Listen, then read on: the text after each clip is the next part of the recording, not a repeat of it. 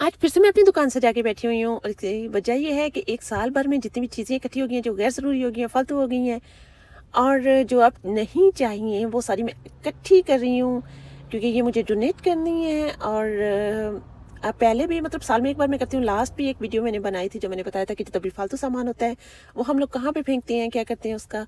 तो ये तकरीबन साल होने वाला है। तो अभी भी जितने भी फालतू आइटम थे जो भी था वो सारा मैंने इकट्ठा कर लिया ताकि मैं इनको डोनेट कर सकूं और ये किसी के काम आ जाएंगे। जिनमें से कुछ ब्लैंकेट भी थे, कुछ कपड़े थे, ट्राउज़र्स वगैरह थे, इसके अलावा कुछ शर्ट्स थी और भी बहुत सी चीज़ें थी। तो आज मैं अपने इस काम में लगी हुई हूँ।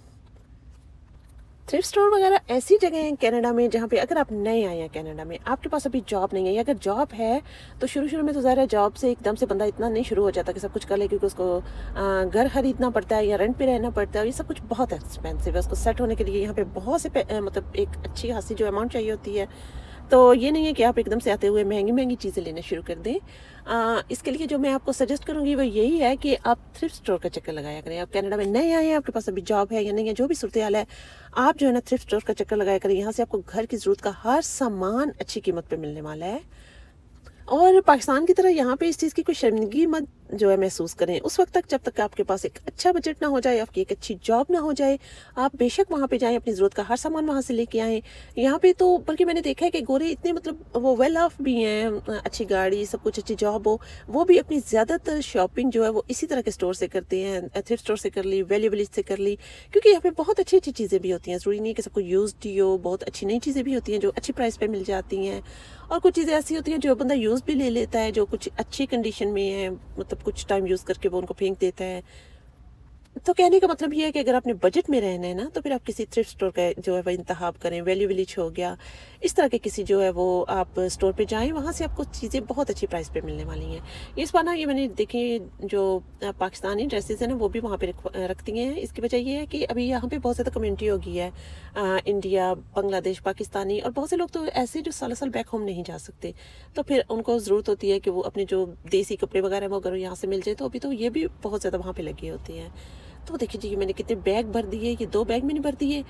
और ये अब मुझे लेके जाने हैं थ्रिफ्ट स्टोर पे फेंकने के लिए।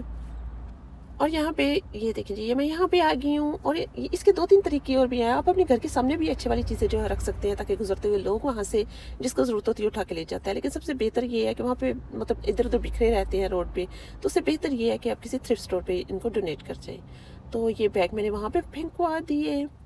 और ये देखिए लोग जो है ना वो कैसे आ रहे हैं अपने घर से, जितना भी उनका गैर ज़रूरी सामान है अच्छी हालत में है, वो सारे लोग यहाँ पे आके दिन भर यहाँ पे डोनेट करते रहते हैं और ये लोगों के बहुत ज़्यादा काम आता है। तो मैं भी यही कहूँगी, अगर आपके पास कोई फालतू सामान है तो बजाय इसके कि आप उसको भर भर के पाकिस्तान लेके जाएं। पाकिस्तान वाले जो है वो आपका यूज्ड कुछ भी इस्तेमाल करना पसंद नहीं करते हैं, तो उनको तो बल्कि नया भी ज़्यादा पसंद नहीं आता है। तो इससे बेहतर है आप लोग यहाँ पे डोनेट करें। यहाँ पे बहुत से लोग हैं जो बेघर हैं, जो नए आए हैं, उनको इन चीज़ों की बहुत ज़रूरत रहती है। और अभी भी देखें यहाँ पे कितनी लाइन लगी हुई है, एक गाड़ी जाती है और एक और आ जाती है। लोग बहुत ज़्यादा यहाँ पे डोनेशन करते हैं चीज़ों को। तो ये थी मेरी आज की वीडियो, इसको लाइक करते हैं, बहुत सा ख्याल रखिएगा। मिलेंगे अगली वीडियो में, तब तक के लिए अल्लाह हाफिज़।